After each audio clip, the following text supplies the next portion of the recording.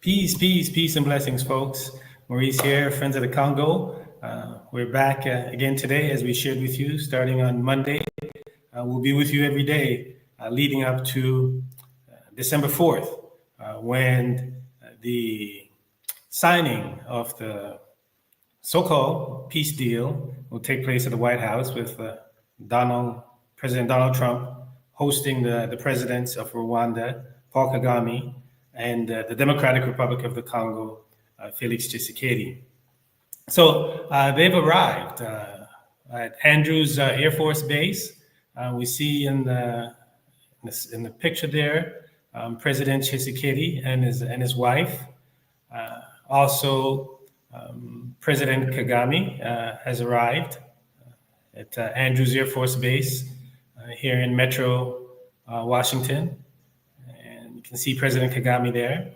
So they're here for the big signing, where in the White House tomorrow, December 4th, we will see both presidents with Donald Trump, as President Trump will share with us his reality TV version of White House meetings with African leaders. And if the statements he has made recently about Somalia, I think just yesterday or this week anyways, yesterday or the day before yesterday, about Somalia and Congresswoman Ilhan Omar, any indication of where he stands as it relates to Black folks here in the United States and on the African continent. He gave us some insight as to his thinking and what he thinks of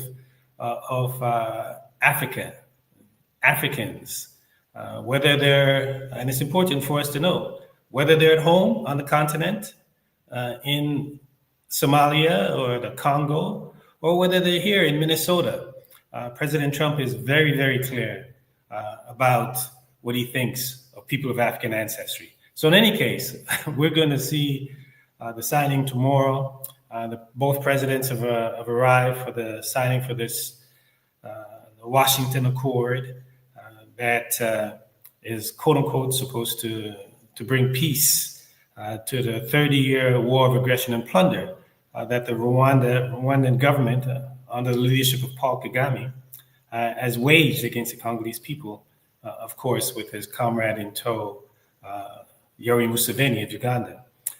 In any case, as we folks talk about peace in Washington, what we do see on the ground in the Congo is continued war, continued suffering in the occupied territories of the east of the Congo. Congolese people are under tremendous pressure, under a climate of fear and insecurity, as we've seen the reports this morning come out of the province of South Kivu, where there are clashes between Congolese military, the M23, Rwanda-backed M23, displacing people, and Congolese are on the run yet again. They said that some of them are fleeing into Burundi as a result of the clashes that are taking place in and around Uvira, bordering Burundi and the Democratic Republic of the Congo and Rwanda. So the presidents are here. However, before President Tshisekedi and President Kagame came to Washington, we had some courageous Congolese women who came to Washington earlier this year to voice their concerns, to let decision makers here who are making decisions about the Congo know that there is a voice from the people of the Congo that is not necessarily in alignment with the local elites in Kinshasa, the local elites in Kigali, and of course the global elites here in Washington. So in tomorrow, and you'll be hearing from the global elites and their proxies or sycophants, the local elites on the African continent. They will be sharing with you that peace has arrived to the Congo and that all is well and that American investment can now flow in, and that's going to bring prosperity for the people of the Congo and the Great Lakes region. So that's the narrative you're going to hear tomorrow. So today we're going to share with you the narrative from the people, particularly from the women who are on the front lines bearing the brunt of this war of aggression, this occupation, the territory that's been captured in the east of the Congo by Rwanda and its M23 militia. We have our sister Justine Masika Bihamba. She's the author of Women Resist War. We highly recommend that you get that book. She tells her story. She tells the story of the women of the east of the Congo in the book. And she, along with our sister Annie Modi of Afia Mama, Justine Masika Bahimba, she's with Synergie des Femmes, Annie Modi of Afia Mama, our sister Elodie Entamuzinda of Dignity Humaine. She was also here in Washington. Fazila Kambesa was also here of the Congolese Women Fund. They came to Washington. They had a press briefing at the National Press Club this summer to talk about the missing parts of this peace deal. First and foremost, they were missing, the women were missing, the people were missing, so they injected themselves in this discourse. They shared the point of view of Congolese women, those on the front lines. They talked about matters of justice, accountability, reparations, all those key elements, key necessary elements for establishing a foundation for peace missing, and they bring those to the fore. So we're going to share with you what they said, what they shared with the American media, policy officials here in Washington, D.C., when they came from the Congo to bring a message from the people around this deal that is supposed to bring peace to the Democratic Republic of the Congo and the Great Lakes region of Africa. So, Brother Kito, if you can cue it up and play our sisters, and then we'll come back to once they're finished with the press briefing to respond to any questions you may have. Ceasefire and respect and implementation of the UN Security Council Resolution 2773. Parce qu'on a vu des sangs couler, les gens mourir chaque jour. Les autres, c'est à cause de la guerre, les autres à cause de la famine, et les autres, c'est surtout les maladies cardiaques. Ils n'arrivent pas à supporter la situation, ils tombent malades, et d'un coup, ils perdent la vie comme ça. People are dying on a daily basis, and some are dying of heart attack, some are dying of malnutrition, but people keep on dying every day. C'est pour cela que nous disons tout ça, ça englobe tout ce qui est, vraiment des situations tellement compliquées au niveau de la RDC, et les droits humains n'est pas du tout respectés. C'est pourquoi nous appelons vraiment au cessez-le-feu effectif pour que la paix puisse revenir au niveau de la RDC. Merci. There is various human rights violations in the context of conflict. This is why we are calling on effective ceasefire so that the DRC can regain peace. Madame Giselle will be leaving us because she has to go board her flights. She's flying out at 5 p.m.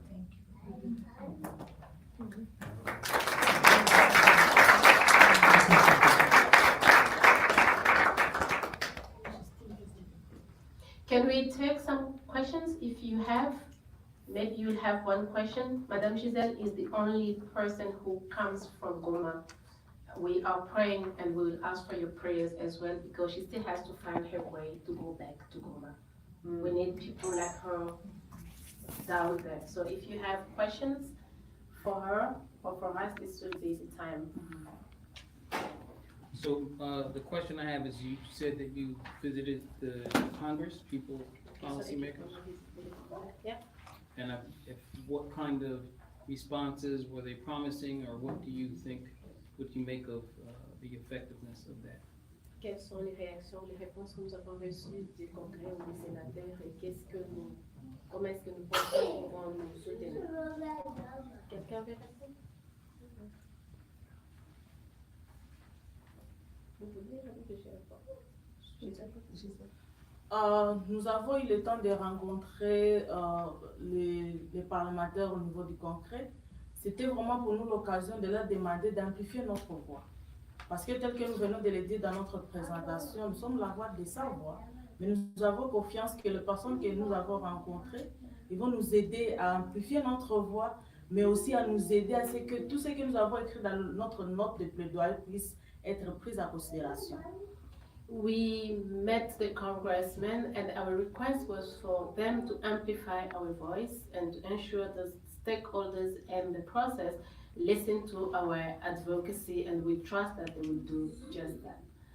Just to add, the Congressman Jonathan Jackson gave us a full hour, listened to us, asked a lot of questions, and as a result of his support, we recorded a conversation with him directly, and that will be broadcasted. This is a way of amplifying our voices because we were able to present our advocacy and to talk to American people through that conversation with a congressman. Any other question for us? Would you just spell her name for me, the lady from Goma? Would you spell her? She said that J. It's in the packet. It's on the package. Oh, okay. Yeah. All our names are there. Thank you. Thank you. Yes, sir? Yes, my name is Andre J. with Congolese, obviously. I guess we've been on this file for a long time. I've been knowing the friend of Congo for quite some time now. I guess we go back to 2010, I believe, where we started this movement of the combatants, with some of them here in the DC fighting hard. So I've been pretty much sharing a lot of the advocacy that you guys have been doing. That's great. But there was also a missing part that some of us pretty much noticed from way back in the days. We started one program that was called Commodation Network with, he's here, obviously, that was our father, Mr. Gilbert Mundela, that passed away. So we realized that we pretty much always go to push about what has to be done with the people. Like I heard pretty much, everything that you listed there as far as advocacy. What about some of the plan that we bring ourselves when it comes to security? All right? Because we have 9 bordering countries. And right now, when you look at the borders around those borders, when it comes to security, it's a disaster. It's a huge disaster. How about we start putting some other plans through those advocacy? That's good, is about for the people, building school for our kids and all this stuff. That's great. But what about the security of the security of the whole borders and stuff? I think we need to start thinking about some other plans when it comes to that. Okay, come together, come with some security plans, social security with people that, myself, for instance, involved into, high technology and things like that, and start putting some plan that we're also gonna push, because we're responsible as Congolese for that, for the security of the country. Nobody else will do unless we push ourselves. So all that we do is great. We talk about school, hospital, all of the stuff. We forget security of our borders. Okay, that's one point that I want you guys to start thinking of. And if any help, we're open to that. Thank you. Thank you.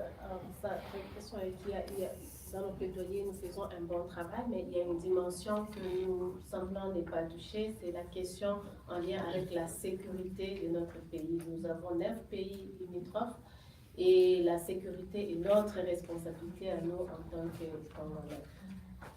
So maybe just to give you an element of the response, it's not that we're leaving out the security aspect, but we have to set out priorities as it is. She lives in Goma. She left her house for a conference. She is not yet able to go back to Goma. We only got her a visa yesterday. We still didn't know where she will be going from Washington, D.C. We got her visa yesterday morning for 90 days in Schengen space. So we still have to think of her security as a human being, as somebody who's amplifying voices. Also, we are prioritizing the needs and targeting specific groups with specific advocacy message. You said it, our security is first our responsibility. So we also have internal requests that we addressing it to the people who are duty barriers, who are supposed to do their work. We have to hold them accountable somehow. So just to let you know that we are pretty much aware of that our priority now is for the blood to stop shedding, because people are not dying in Zongo the same way they're dying in Goma. Zongo is the border with CAR, Central African Republic. Exactly. People are not dying the same way in Cabinda or Ruchuru. So we have to think of priority before we can then get back to other issues, but it's not that we leave it out. Also, secondly, we are many groups. As you can see, we are pointing one thing out. We have social pact that the religious people are heading. It's all male dominated, and it's all male driven. We are bringing the dimension of human-centered approach that other stakeholders are not taking into consideration. When they talk health security, for instance, we talk about women's health, reproductive health, women in uniform. We care about them because they can all go to war, but men do not have menstruation. So it's just the matter of prioritizing. And for this specific advocacy mission, the deal that is being negotiated here is focusing on a specific subject, which is mineral. So we did not think this was the time to get many advocacy topics, because we might shift attention away from what we want. We want the benefit of the minerals to also benefit for the population that we are. But thank you for bringing our attention to the main issue of security, because we want peace. There is no peace without organizing our security system and forces. Yeah, because the reasons also mentioned, because as you can see, as they're coming with the deal, the one main thing that they keep mentioning when it comes to our country is security. Okay, so right.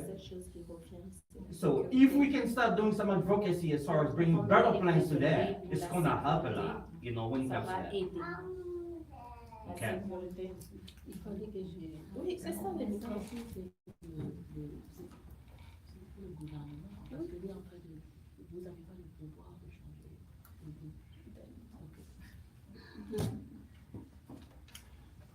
Nous vous remercions infiniment pour l'intérêt que vous attachez à cette séance d'échange. Et nous croyons que c'est à travers vous que nous aurons ces solutions. Pour arriver ici, vous avez compris qu'il y a nos collègues qui devraient traverser beaucoup d'obstacles. Et sans oublier qu'il y a celles qui sont en plein refuge. Et pour se réfugier avec les enfants, vous savez comment nous les mamans, nous y allons. Nous y allons attachés avec nos enfants, avec des cordes, comme si nous tirions des chèvres. Donc ce n'est pas la joie. Et si nous disons, malgré ces obstacles, malgré ces conditions, nous devons venir vous tendre la main, c'est puisque nous espérons, non, nous croyons que nos voix ici, qui étaient en sourdine dans nos communautés, qui ne se faisaient pas entendre, ici, c'est maintenant l'espace qu'il faut pour que ces plaidoyers trouvent des bonnes courroies de transmission. Alors, pour parler d'idées, nous les femmes, nous avons mené beaucoup de plaidoyers ici pour que notre pays réintègre AGOA. C'est puisque nous croyons aux îles, nous croyons aux opportunités, nous croyons aux investissements. Mais nous ne savions pas que nous pouvions être dans ces conditions dont nous venions de vous décrire avec mes collègues et par l'investissement dans cet environnement. Vous pouvez? Do you understand French? Non, bien sûr, bien sûr, bien sûr, bien sûr. On parle Bien pour sûr. tout le monde, si vous pouvez interpréter. Pardon, parce que I was distracted.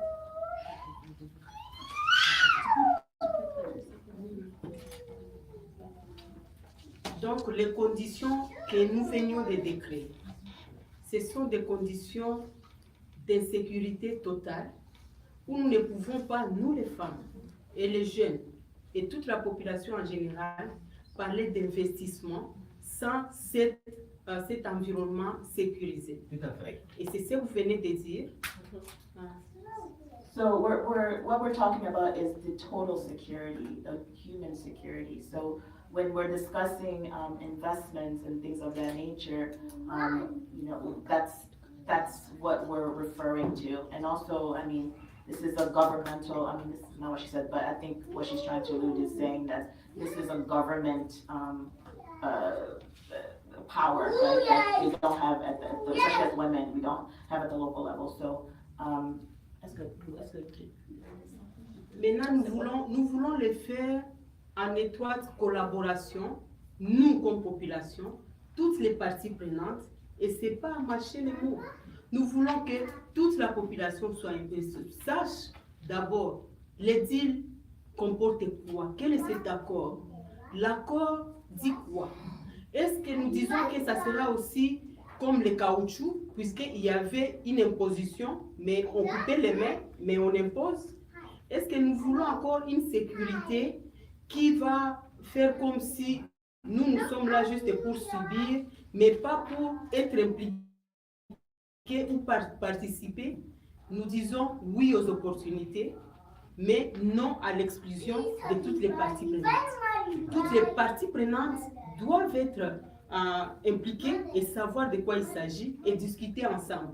Les histoires ne doivent pas se discuter en vase clos et dire que c'est pour la population. La population, toutes les parties prenantes veulent participer et si nous le disons comme ça, c'est pour que ça soit durable et non pas quelque chose d'éphémère.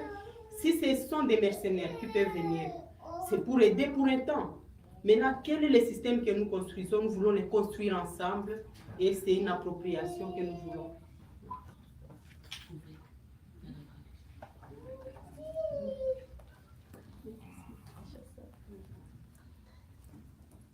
Yeah, we as women, we say we are open and we say yes to opportunities, but we need opportunities to be inclusive of all the communities' voices and concern. We need security for our country.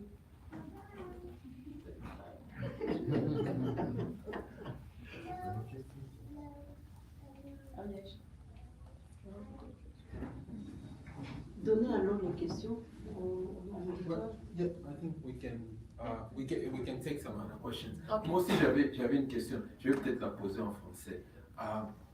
Quelle est la responsabilité de notre gouvernement congolais pour assurer que ces deals puissent être équitables et favorables à la RDC? And I'll say that in English.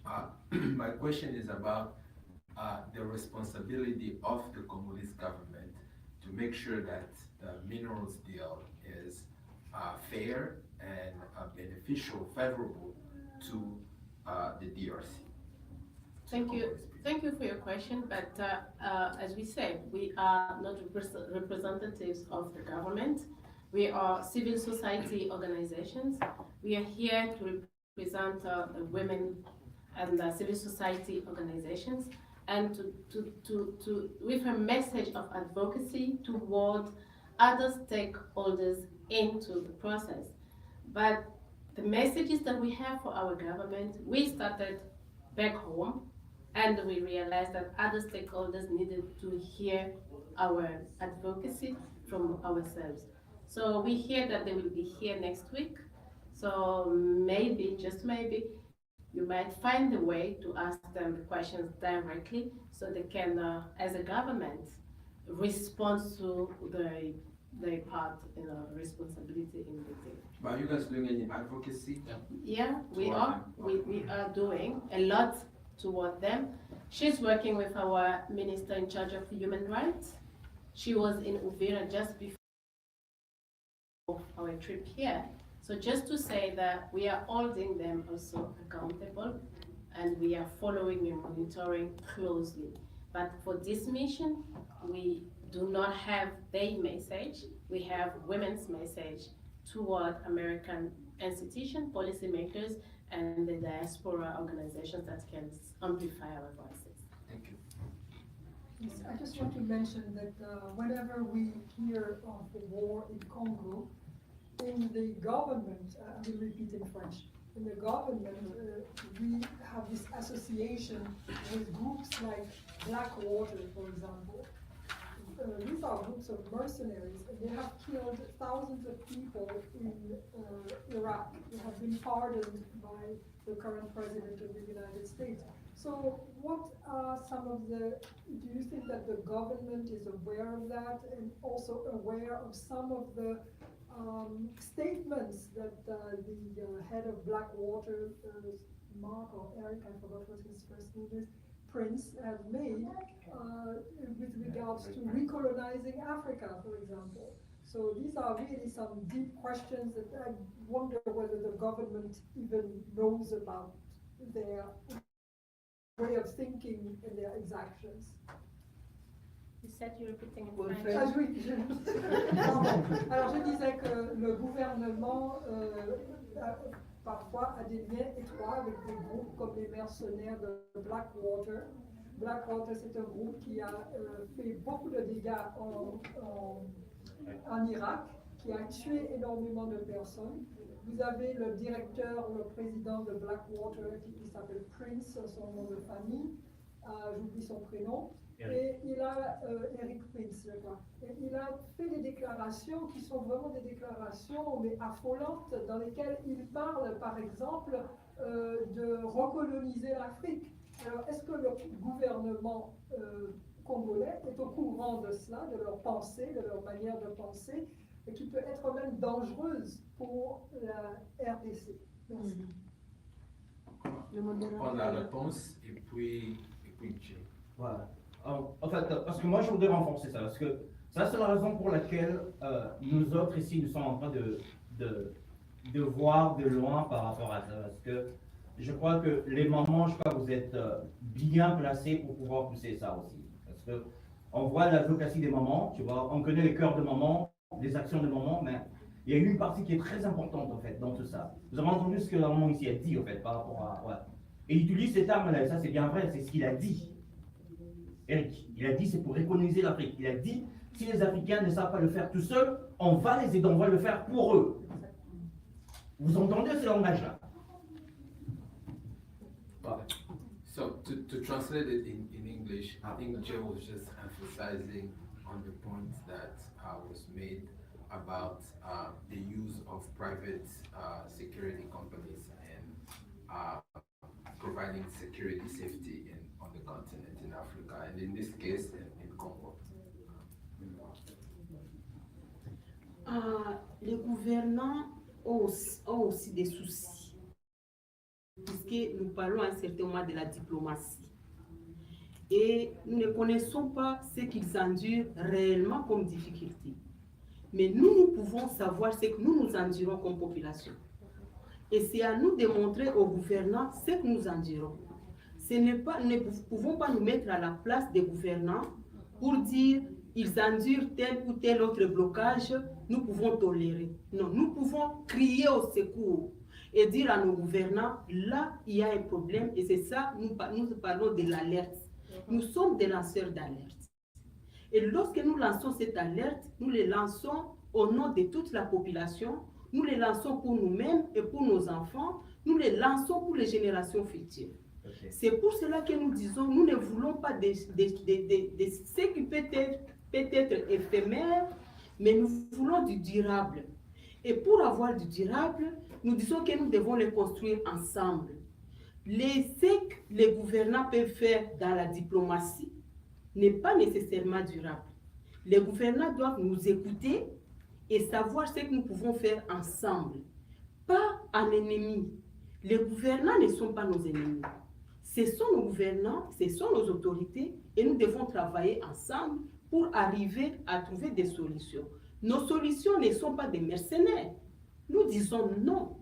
Nous ne disons pas que c'est ça notre souhait. Nous disons que nous devons étudier ensemble les problèmes qui nous gangrènent et trouver les pistes de sortie.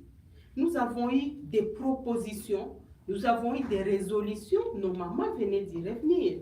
Nous ne parlons pas seulement de la résolution 1325, de la résolution 2250, de la résolution 2773 et d'autres résolutions y afférentes. Nous ne parlons pas seulement des sommets, il y a eu des sommets de la SADC, EAC, de IAI Angola, aujourd'hui c'est Doha. Mais dans tout ça, il y a un aspect qui manque. Et c'est ce que nous sommes en train de relever. L'aspect qui manque, c'est ce cadre qui n'est pas inclusif et qui laisse à ce que nous continuons à naviguer comme s'il y avait des cercles vicieux. Je ne sais pas si je peux d'abord être interprété, puis je continue. So, and I'll summarize. So, what Mama is saying is that, of course, they do recognize that security is the responsibility of the Congolese government. The Congolese government is ultimately responsible for providing security, safety for its people, and then they're not encouraging the use of mercenaries for security services in Congo. However, and then they are willing to work together. They're not opposing essentially the government, but they're willing, the Congolese government in this case, but they're willing to work together with the Congolese government to find solutions to these critical issues. And I think the point she was about to make was how the peace processes that are taking place now can be more inclusive, so to include civil society groups, electoral groups, and then other groups that also are voicing concerns. Vous avez écouté les intimidations d'Eric Prince. Écoutez maintenant notre message. Relayez aussi notre message. Oubliez si vous avez relayé pour Eric Prince. Ça, ce sont des intimidations aux Africains. Maintenant, les mamans viennent avec leur message qu'elles vous demandent de relayer et surtout de plaider à qui des droits. Nous savons qu'aujourd'hui, si vous le voulez bien, notre voix aujourd'hui peut arriver aux oreilles des autorités du monde entier. Si vous voulez nous aider. Et nous sommes sûrs et certains que cela est possible, mais ensemble. Nous devons y arriver ensemble et non pas en excluant certains groupes sociaux, certains groupes communautaires, les opposants, les majoritaires, puisque nous ne parlons pas seulement de la société civile, nous parlons de toutes les parties prenantes, les églises et bref, les jeunes également, vous et nous qui êtes ici et surtout les partenaires à tous les niveaux. Yeah, so Mama was saying that so we should also not only amplify the concerns or what Eric Prince, who's the founder of the Blackwater private military company, but we should support, amplify their efforts, their voices, but also there are a wide range of stakeholders in this process, and then we have to ensure that all stakeholders are being included. We know that this process, the peace process, should not exclude any group, any social group or community group, and we should provide and foster that inclusive space. Yeah, any other questions? Yes, please. I had a question. How can we help on this side to help elevate their messages? How can we assist as Americans and even as folks who really are trying to be on the right side of history? How can we help them, or in any tangible ways, small ways, even if it's through social media or whatever? What are some ways that we can help elevate their message and be a resource in any kind of way? Just wondering.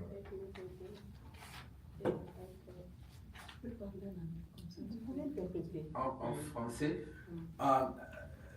il demande comment les Américains, les gens qui sont ici, peuvent vous aider, peuvent vous accompagner dans vos efforts, en tout cas de façon tangible, de façon concrète. Pour résumer. First thing, thank you, because just being here, you're already supporting us. And secondly, we count on all of you to share our message, amplify our voices, because why did we come? We just said it before. When we watch on the news, there was a deal that was going to be signed in America. Whatever was being said there was not really transmitting our priority, our aspiration as the people. That's why we decided to also come to Washington, D.C. In fact, today is a very critical moment, because as we speak here, we know that delegations are landing in D.C. and they are supposed to be finalizing their negotiation and to sign next week. So now you know that the deal, that whatever they will be signing upon, does not really take into account the people's aspiration. That's the first thing. The secondly is just also sharing information. You just did. I didn't know about the prince. I didn't know, because we are so overwhelmed in humanitarian response. Because one thing that we did not mention maybe is when Goma and Bukavu went under control of the armed groups, all international organizations left. All humanitarian international organizations that had resources left. The UN agencies, they all left, leaving the people in a terrible situation without any resource. So all of us here used our own personal resources to respond to humanitarian needs. So just to let you know, some of information we might not really, not because we don't have the will to know, but just because we are too busy responding to humanitarian. So sharing information is important. Also asking our information from us. We are open to share information. And thirdly, when you can and if you can, the organizations that are on the ground doing first humanitarian response. You can also fundraise and support our work on the ground. This is the tangible way. Mama Justin wrote a book. She has it here. She's also just a way of fundraising. Whatever that book is bringing, she's not using it for anything. I bought 2 books. My team had to send money directly in Goma because they had to pay for some water bill for the women the survivor of sexual violence. So those are just some diverse way that you can support us. But yeah, we really need our voices to be heard, because most of the time, the politician voices are more louder than the people voices. But it's not that whatever they say reflect reality or priority for the population. So yeah, thank you again for supporting, and we trust that this solidarity will continue. All right. Thank you so much for being here once again. I would like to ask Mama Justine, just reading a little bit from the book. So much is said about the war, but less is said about what we lost. For you write on chapter 4 our region is not a small paradise. Our region is not a small paradise. It's a small paradise that suddenly became hell in 1994. So, can you tell us what have we lost for the last 30 years? Vous pouvez nous dire ce que nous avons perdu dans les 30 années passées, parce que les livres nous parlent plus de la guerre et ça ne met pas en évidence ce que nous avons perdu. Et il a cité une phrase dans votre livre qui dit que notre pays qui était comme un paradis sur terre. C'est comme ça que je l'ai dit en français. Soudainement, voilà, un enfer. Vous-même, vous savez comment vous avez dit. Voilà. Oui. Quand moi je grandissais, notre pays était le paradis sur terre. Puisque là, quand nous allions en vacances, on traversait le parc national de Virunga. Donc, on voyait tous les animaux, mais pas dans un zoo, mais on les voyait vraiment en présentiel. Et nous, on a une saison où il pleut toute l'année, donc on sème, on récolte, on a la nourriture toute l'année. Là, on s'est déplacé, comme je dis, on allait en vacances chez nos grands-parents, on traversait le parc national de Virunga aujourd'hui. Et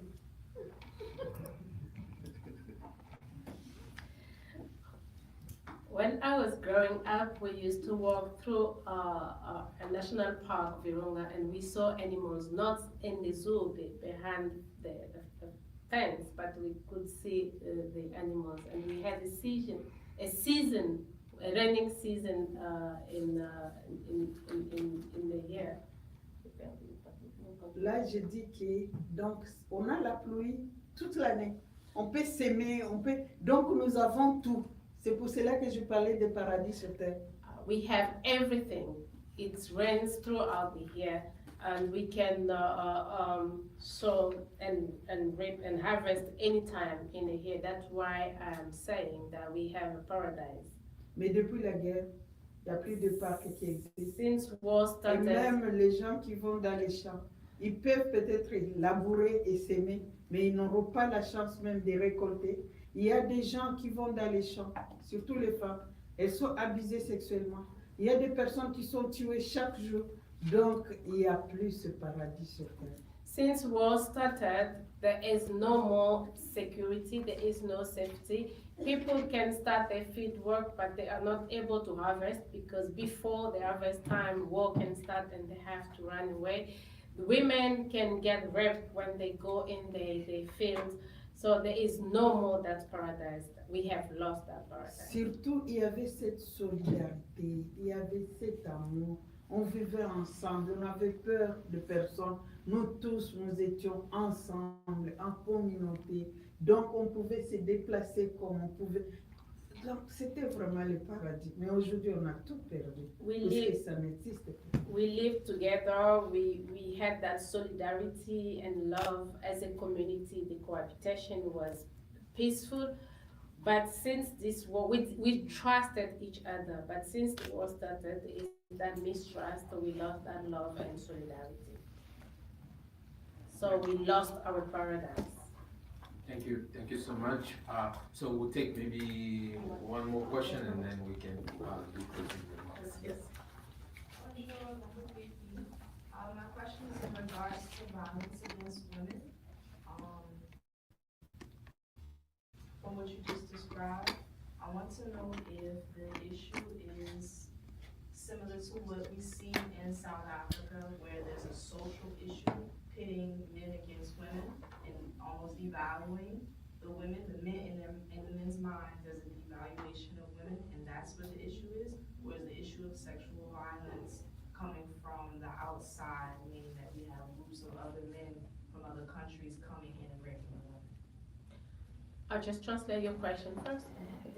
Sa question est à voir avec la question de violence sexuelle. Elle veut savoir si c'est comme l'exemple de l'Afrique du Sud où il y a un problème social où les hommes de la même communauté violentent leurs propres femmes ou sœurs, ou dans leur tête, ils dévalorisent les femmes en commettant ces violences, ou alors c'est différent, c'est une question de violence sexuelle des hommes d'autres communautés ou d'autres pays qui viennent pour violer. Okay. The DRC context is different. We're talking about sexual violence or rape being used as a weapon of war. So socially or anthropologically, men are responsible for protection of the women of their community. And the women of a community they are a treasure and a reason of pride for the men of their community. So using rape of women of a community is like defeating, showing the men of that community that you have defeated them.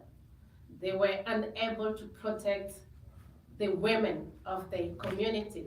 So it is really, that's why we say a woman's body is not a battlefield.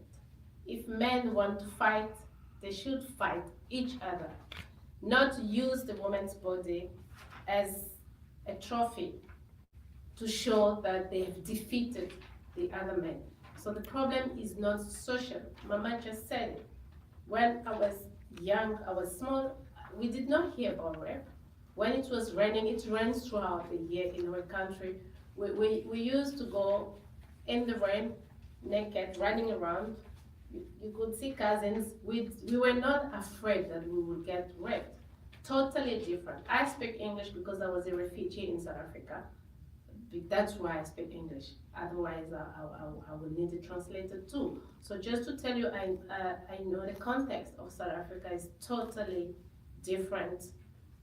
This rape and sexual violence is really being used in a systematic way. Certain communities, they did not stop at raping. They raped and took some les bâtons, sticks and stick it in the woman's vagina, excuse me to be so blunt.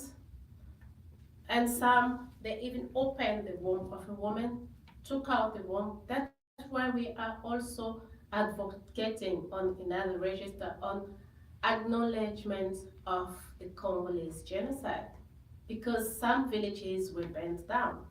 Some villages on a systematic way. In 2009, they called DRC the world capital of rape, because rape was being used systematically as of to rip off existence of some tribes, so their lands can be occupied by who? So the DRC context is complex. It's extremely complex. It's not just economic dimension, social dimension. There is also a land issue that stays right there. American would understand that, because we have a land issue that's also at stake. That's why Mama Elodie was insisting on the population's participation, effective participation in all process. Thank you. All right, thank you so much. So we're running behind schedule. I think we'll do closing remarks and then we'll wrap up. So maybe Mamel, did you want to start and then? Le mot de la fin. Mot de la fin. Voilà.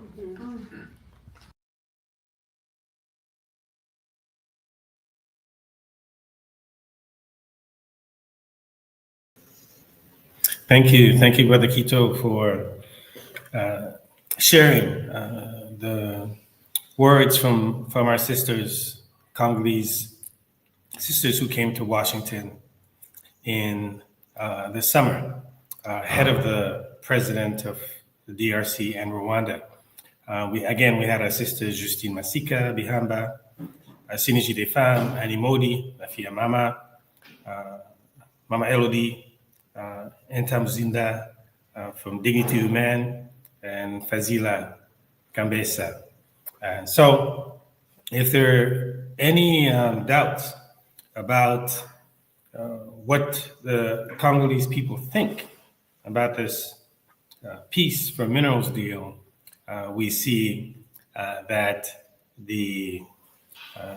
you have it there, that the women actually came to Washington in extreme conditions, in a courageous trip, in order to have their voices be heard.